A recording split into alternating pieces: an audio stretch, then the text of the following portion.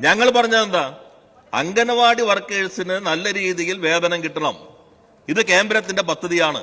അതുകൊണ്ട് കേന്ദ്രത്തോട് നമ്മൾ എല്ലാവരും കൂടി ആവശ്യപ്പെടേണ്ട കാര്യമാണ്. ഇതല്ലേ ഞങ്ങൾ പറഞ്ഞത്. അംഗനവാടി പ്രവർത്തകരെ കുറിച്ച് അദ്ദേഹം ഇപ്പോ രാഷ്ട്രീയ വ്യക്തിപരമായ ചില പരാമർശങ്ങളൊക്കെ നടത്തി. അപ്പൊ അങ്ങനെ നമ്മൾ പോകാൻ പാടുണ്ടോ? ഓരോ രാഷ്ട്രീയ പാർട്ടി അധ്യക്ഷന്മാരുടെ ജീവിതത്തിൽ എന്തെങ്കിലും ഒരു പൊതുസമരത്തിൽ നിന്നിട്ടുണ്ടോ എന്നൊരു ചോദ്യം അങ്ങോട്ട് വന്നാൽ എവിടെ നിൽക്കും?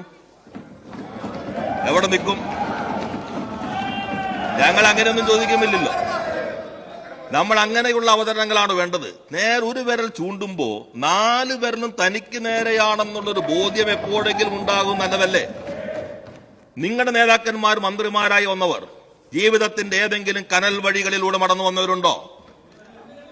അല്ല, എല്ലാവരും ഉണ്ടോന്ന് ചോദിച്ചേ. ഞാൻ കോൺഗ്രസിന്റെ ആളല്ല ചോദിക്കുന്നത്.